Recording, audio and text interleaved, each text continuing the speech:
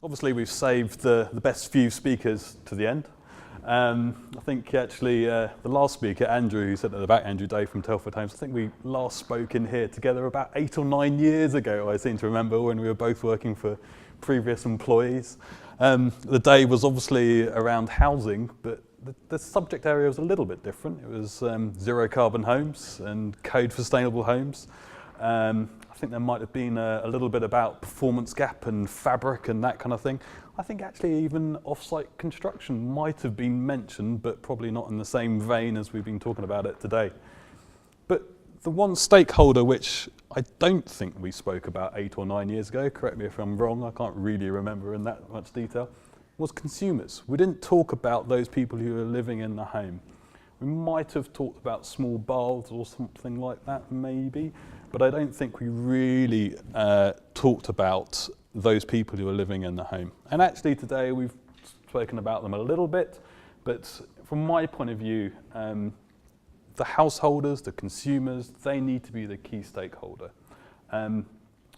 My CEO at BRE, Peter Bonfield, kind of keeps hitting me over the back of the head and saying, what we do consumer protection. That's what we do at BRE. Everything that we do is in the interest of the consumer. We're not working on behalf of the developers, we're not working on behalf of the product manufacturers. Everything we do needs to deliver a better outcome for those consumers. And whether it's those people who are going to live or rent in the homes, or maybe who work in the factories of those products that are going to be put into those homes, as Shamir was just saying, we are about consumer protection. So we're going to talk a little bit about consumer perception, and actually some of my slides might look a little bit familiar from Mark Farmer. So headlines. Consumers are concerned. I think there's even some of these articles which are exactly the same ones as Mark Farmer. I'm going to say we're purely good minds think alike. So we have a problem with perception for new housing from consumers. And obviously consumers don't differentiate between new housing and existing housing often, particularly when it's been upgraded from previous housing stock or if it's been converted from offices to residential. Consumers don't necessarily understand all that differences. So we have a real perception issue. There's obviously are real issues in terms of quality. We saw some pictures earlier. We've talked about the power of social media. And obviously we have this heart-stopping moment of Grenfell and the major impact that's had upon our mind. A lot of these headlines are actually pre-Grenfell, but obviously it's going to continue after that. We're getting away from just issues around fire. We're talking about things around structure and that kind of thing. And actually, how on earth are we going to really build that confidence back to consumers that actually the construction industry can actually deliver something that is trustworthy to them, that they are actually going to be able to trust what they live in? I think that's going to be a huge piece of work. I actually don't think government can do it on their own. Government are there to set the standard, the minimum standard for health and safety, which I'll go into in a little bit, but I don't think they can necessarily really change consumer minds and that trust in the long term. And the word quality, which is obviously the name of the day, quality, politicians are beginning to think about it, recognise it. So in 2005, just before Andrew and I were last talking in here, and that's a little bit before, the quality came up once. For the 2010 Coalition Conservative Manifesto, there was no mention of quality in housing whatsoever. 2015, there was one mention of it. But 2017, it's quite interesting. There are 6 or 7 mentions of quality in house building. So politicians are really clearly listening to consumers and realising that actually you can't just deliver on housing numbers, you also need to deliver on that quality as well. So we need to find ways in which we can do both, but also ensure that consumers actually trust that as well. So politicians are beginning to realise that. Mark talked about a number of different policy areas and things that have happened since that last manifesto's come out. I'm just going to obviously some of them are, so this More Homes, Fewer Complaints is the all-parliamentary group that Mark spoke about.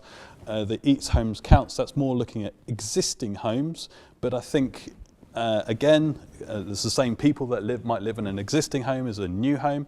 And then we have these two other areas as well. So there's the overall Grenfell Tower inquiry, which you probably all are quite aware of. You may not be quite picked up on the independent review, so that's the Hackett review in terms of building regulations and fire safety.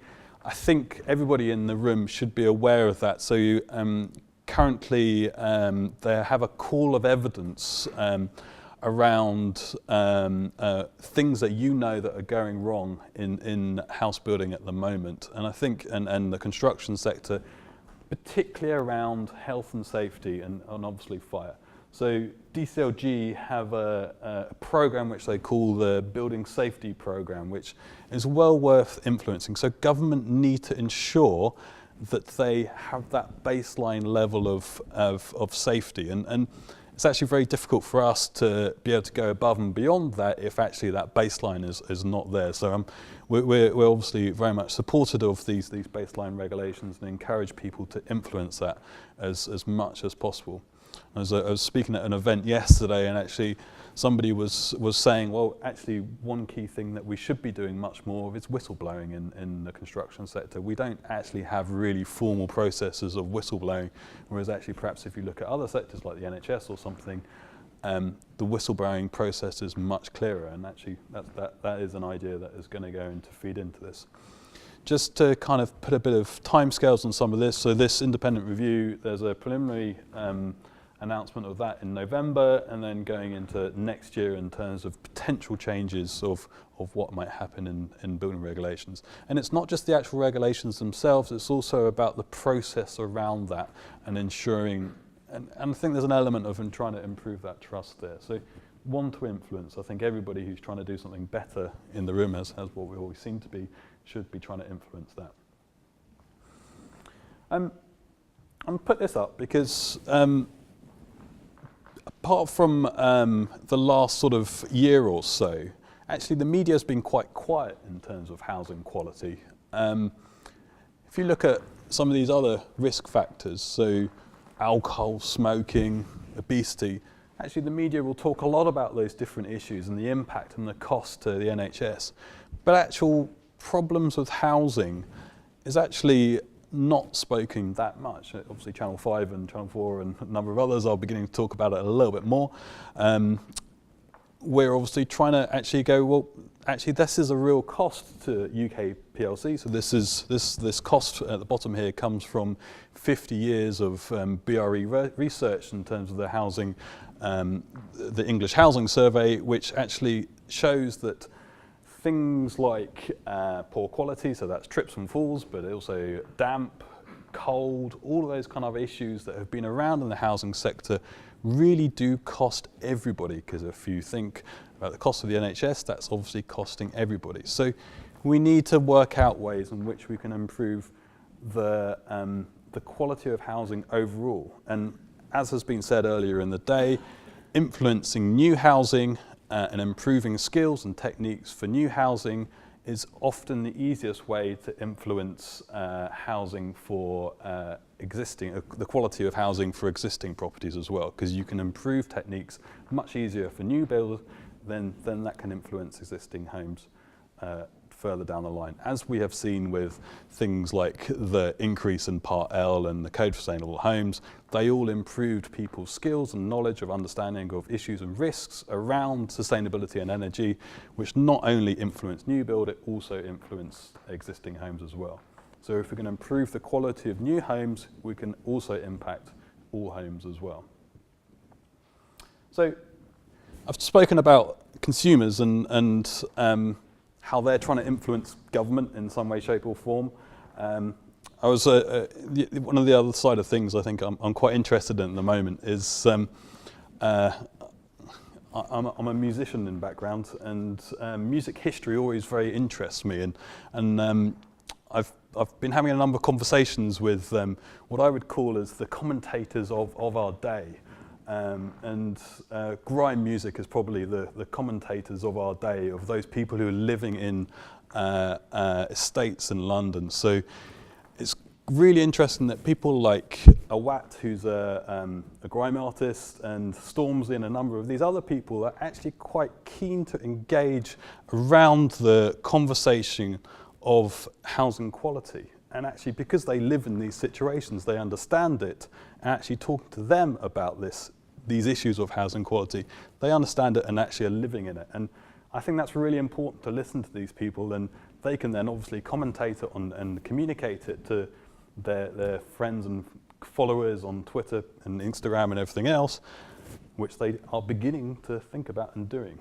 So I think that's a good way of influencing the general public. So I'm going to go from grime to the financial sector, which I think is brilliant. Although it's obviously still very much London. Over the last sort of year or so, things obviously changed in government, but before that point, it was quite interesting that if you wanted to go and talk to somebody in London about housing quality, it was actually easier to have a conversation with somebody in the city than in Whitehall, because at that point, particularly during the coalition government, the mantra was deregulation. But actually in the financial sector, there was there was a really keen interest there. BRE has been involved in a project with UKGBC, Nationwide, and a number of other lenders, and the Principality in Wales, to develop this project, which is called the Lenders Project. So this is focusing upon personal finance, particularly mortgages. So the main kind of focus of this process was existing homes. It was about trying to influence mortgages so that people could actually demonstrate that their energy efficient home should actually potentially have a different mortgage. And so that report came out in July, and it's well worth having a look at if you haven't. It's also going to influence new build homes, I do believe. And actually, if you are moving into a home that is higher performing in terms of its running costs, so energy is obviously a key part of that, should you then have some sort of different mortgage if you are going to be purchasing that? So a different mortgage might be a mortgage which is larger. Obviously, a lot of first-time borrowers are going to be going to their maximum rates of mortgage borrowing. Or should the interest rates be different? Or should it be over a different period of time? There's different ways that lenders can be looking at this. How this fits into my work is that we're really keen to ensure that we don't look at a single issue. So we shouldn't just look at energy efficiency, we need to look at everything all together. Because obviously if you just focus on one issue, such as energy, you may get unintended consequences. So we've seen in the past that if you just look at energy efficiency, you get buildings which overheat or maybe have poor air quality and that kind of thing. So you need to think about the things in the round, all the issues in the round, and actually things like overheating and indoor air quality and where the materials will come from and everything else, and the longevity and the durability of these buildings is all very much part and parcel of it. So that's a key piece of BRE work that there's been a report, and it will continue to evolve further forward. So it also works at a different level as well. So we obviously have specifications in terms of standards at the product level, and also for skills and that kind of thing that go into our development level standards. So for home quality markers around housing, obviously, and then BREEAM for non-domestic buildings, but also more widely for the community. And then we have a number of portfolio level standards which are increasingly becoming important. So Bevan this morning was talking about the shift index, which is mainly around social housing, and that's something that recognises home quality mark as a way of recognising new build homes that are being built to a higher level. And then perhaps more widely, we have two other areas. So GRESB and Trucost Dow Jones. So these are financial indicators. These are portfolio level indicators which look at where people are investing their money and understanding whether they're making good decisions with their investments. So Home Quality Mark and BREEAM is already been recognised within the True Costs model. BREEAM and GRESB have got a good relationship, and that's something that we look to continue, that actually these portfolio investment managers will start to understand what is good and what isn't. And that's why certification can really help with this process of influencing the financial sector. So just by way of example, so Lloyds have a 1 billion low interest loans for sustainable developments. That has been run using the True Cost Dow Jones indices, which recognise Home Quality Mark as a way of proving that that's what they're doing. So Luminaire is a developer who's building a development in Hemel Hempstead. So they are going to be using Home Quality Mark as a way to prove to their financial sector, and that's why they are getting a low interest cut rate loan to do what they do. So it's joining up that, and also they're obviously using it as a marketing tool as well. So there's obviously a number of other people and other stakeholders that we need to influence. We obviously need to always influence those people who are living in the new developments, but actually also living those who live in the local area. So Rory was talking about some of the off-site construction in Wembley. I actually live in Wembley, and as a local resident, I can actually see the benefit of that, because that actually means that we get less dust, less noise. I think there's probably fewer people coming there to work. I think the way that the transport, the deliveries to site, I think they seem to be coming in the night quite a lot, so it doesn't seem to be impacting transport and that kind of thing. So there's actually some really positive outcomes of moving to a different system and a different way of building and a more positive way of doing things for the existing community. And actually that's the Daily Mail angle. So Daily Mail, in my conversations with them, well aware that they represent, perhaps we could call them the NIMBYs of the world, so not in my backyard, those people that don't want development in their local area. And actually, if you can start to give them, and they recognise that, and the conversation with the journalist was, well, we want to be able to be a little bit more helpful, because we know that there's going to be new housing in and around the country. But actually, we want it so that people can see the benefits of it, and actually it's going to impact existing communities as much as possible. And so they realised that actually if we can get something together that actually the existing community can recognise as a positive thing, then that's a good outcome. So there's lots of different things going on in terms of what we mean by a quality home. So we're trying to influence the consumers, we're trying to influence the financial sector, we're trying to influence the existing community, we're probably trying to influence planners, financial sector, everybody. And there's all these different issues. Many of these issues we've spoken about. I think transparent process maybe sums up some of the things that we've talked about in terms of digital, in terms of BIM and all that kind of thing. But actually then passing it on to the end user of the building, or the owner, or the occupier. Workmanship, perhaps we haven't spoken about enough in terms of that end quality, that end finish. There's obviously some key things. Sorry, am I? Yeah, I'm all right. Okay, yep. Obviously air quality is a key issue in London, and what we do next with the Home Quality Mark, I think, will really start to influence some of that. So just to run through what the Home Quality Mark does on a really basic level. So as Rory said, it provides information to the consumer. It also allows developers to differentiate what they do. So there's an overall rating, and then it has 3 key indicators, which is around running costs. So that obviously includes things like energy, but it takes into account issues such as overheating and air quality and that kind of thing. Health and well-being, so daylighting, sound insulation, other health and well-being issues such as overheating again, and then the environmental impact, which is something that actually local authorities are still very much understanding and want to drive forward. And also there's obviously a number of developers who are very keen to drive forward their environmental credit. So things like the embodied impact of the materials and the CO2 emissions from the dwelling in its use. Our next steps with it are actually ensuring that we can actually really deliver this to the consumer. So we are developing a consumer charter. This is what it currently looks like. It might evolve over time after some consultation.